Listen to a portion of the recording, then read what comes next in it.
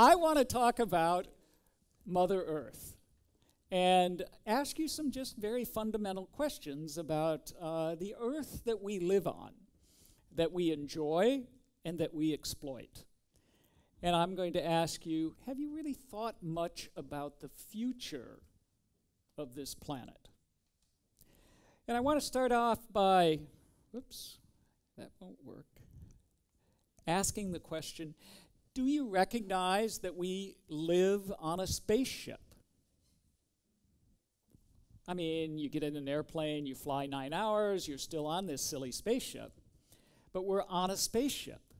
We're not on something that is infinitely large. We're not a part of the infinity of the universe in the respect that our planet is the universe, as we used to think. We're on a spaceship.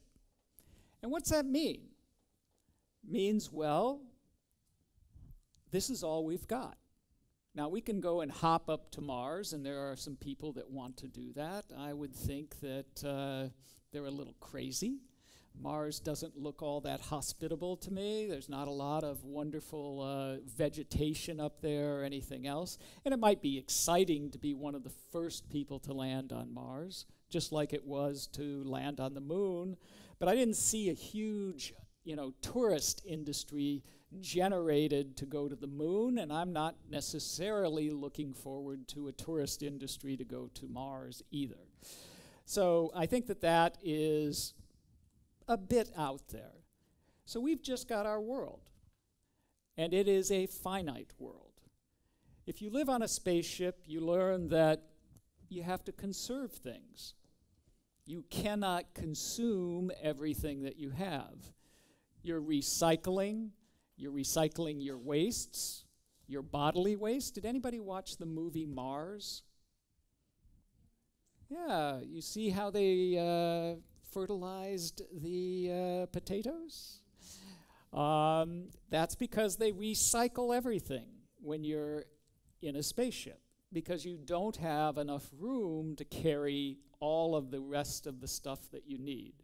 So you drink your urine, you rebreathe your CO2-filled air, you recycle those little droppings that we have. You do all sorts of nice little ugly things that perhaps we would not want to do here on Earth. But wait a minute. Why not do that here on Earth? Just because we have nice big fields, beautiful blue oceans, doesn't mean that we can dump everything wherever we wish. Yet we do. We don't think very much about that. We say, oh, we've got wastewater treatment. We've got recycling of glass, recycling of paper. Have any of you ever looked at the efficiencies of any of these things? They're not very good. But we need to think about even more than that. We need to think about the other resources that we have, that right now we think are in overabundance, and yet at the same time we're using them up. Concern about all of these things have led to the idea of sustainability. How many of you have heard the term sustainability? Come on, everybody, right? Oh yeah, oh yeah. Sustainability, while it first came out as a very, very interesting idea, has become so passé that it means anything to anyone. We have industry who has redefined sustainability as the triple bottom line. Have you heard of that term? Where you're looking at people, the planet, and profit. Now, where in sustainability does profit come in? I mean, certainly businesses wish to sustain their business and therefore to profit, because that's the only way you can sustain your business. But where does that come in when we're talking about sustainability for the planet? The original term for sustainability came about through the Bruntland Report. And that was released. It's a UN report that was released after a study in 1987. And it said, humanity has the ability to make development sustainable to ensure that it meets the needs of the present without compromising the ability of future generations to meet their own needs. It's a future-oriented concept. It has nothing to do with profit. I don't see profit in here. It has a lot to do, it doesn't exclude profit, don't get me wrong on that. I work in the world of business. I'm not trying to say, you know, don't make a profit or anything. But it's not part of the factor that's called sustainability. Profit, by the way, is not part of any business's factor. It's an accounting outcome. I actually like what Robert Solow, a eminent economist and Nobel Prize winner, says and describes as sustainability. It's an obligation to conduct ourselves so that we leave to the future the option or the capacity to be as well off as we are. Sustainability is an injunction not to satisfy ourselves by impoverishing our successors. We kicked off this TEDx discussion today with a wonderful presentation about building a life wall of pictures so that not you could enjoy those life walls or those pictures in the future, but your children. And this is what sustainability is all about. Sustainability is not about us. It's about them.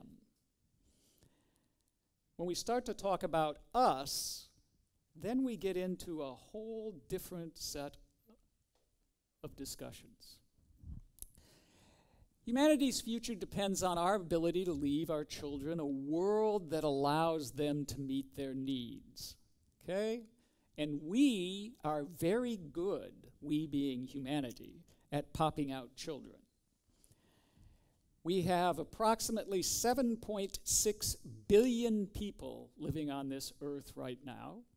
It is projected that by 2050, we will have 9.7 billion people. These are both estimates from the United Nations, and they have increased, actually, in the last 5 years. It's increased in 2050 by about 700 million people, and it's increased, our current population has overshot estimates by about 250 million people. So we are being very productive. The UN is also saying that by 2100, we'll probably reach stasis at 11.2 billion people on Earth, okay? So that's quite a few people, particularly when you reflect on the fact that in 1960, there were less than 5 billion people here. Now, 1960 may seem a long way away for you. For me, I was around back then. I remember 1960. So I take a look at quite a dramatic change in the population. So our future depends on this. But population growth, while it's going to severely challenge us in the next generation, is not all that we have to worry about. In 1971, Paul Ehrlich and a couple of other guys came up with an idea called the IPAT. In other words, environmental impact was a function of population, technology, and our affluence or wealth. Affluence is how wealthy we are, how we're doing, if you will. Okay? And that issue of creating wealth is the big elephant in the room that no one talks about. We know we're going to grow our populations, but everybody wants the affluence of the West. You don't want to be, as in the Sam Harris little video, to be that poor African child sitting on the savannah with no food.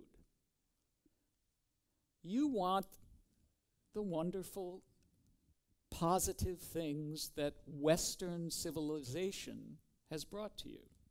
You want those things that technology that Sam Harris is so afraid of, has brought to you.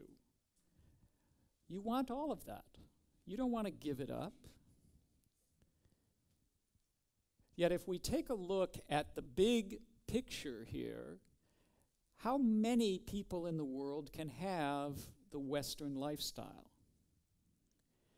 If you run an estimate, I mean, this was estimated on my country, on the United States, if everyone in the world, or if there was a population in the world that could be supported at the lifestyle of resource consumption that goes on in the United States today, we could support approximately 2.5 billion people. How many people did I say we have here today? 7.6 billion. The world cannot survive if it is looking at a world built on our Western consumption values. And this is a good time to talk about that. Yesterday, I counted the number of Amazon emails to me in my inbox for Black Friday. I got 16 of them, okay? Now, I know we have Black Friday now in Germany, and I'm sure that it is going across all of Europe right now. There's Black Friday probably in France, there's Black Friday probably in Poland.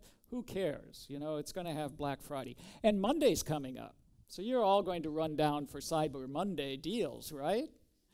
I saw it at the Media Mart today. They have the signs up in the windows, Cyber Monday. How many iPhones can you possibly buy? I mean, come on.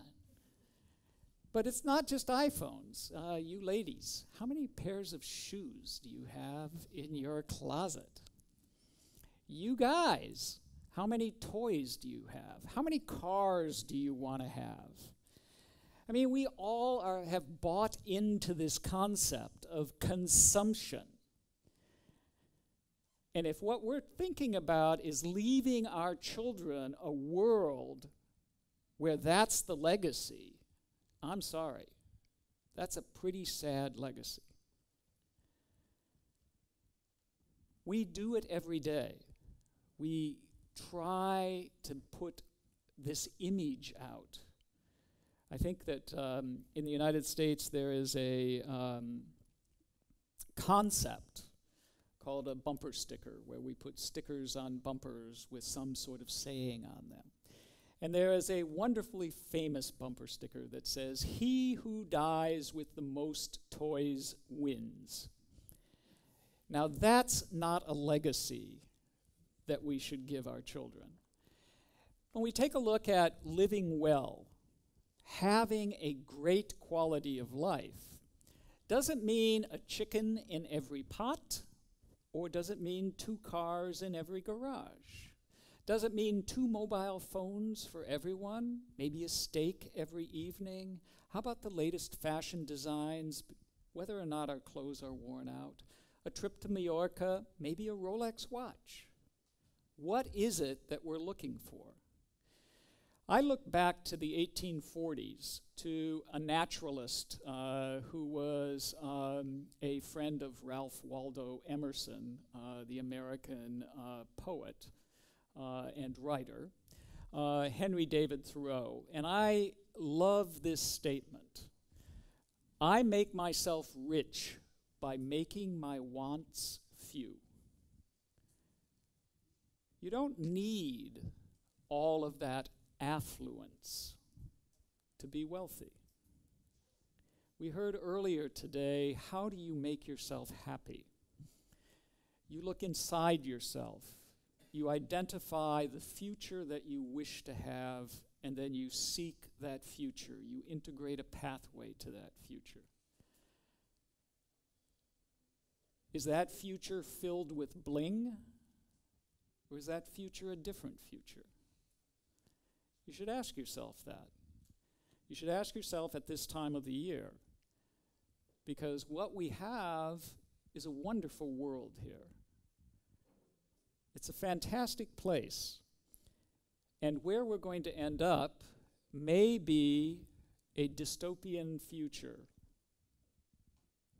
A future that Sam Harris looks at potentially occurring, and which I don't think we need to have in our future plans. But we'll be there if we don't think about it, if we continue along the pathways of our acquisitive nature without thinking about why we are buying these things. Our current way of thinking about Earth, I don't think it's going to be good enough. This is where Bianca is correct. I have a rather negative view. And my view is built on all of those wonderful statements of countries that have signed various accords not to pollute the atmosphere, not to do blah, blah, blah. And the first time that there's difficulty economically, they backtrack on all of those. We're not going to achieve what we're trying to achieve if we continue to try and put economics in front of the Earth.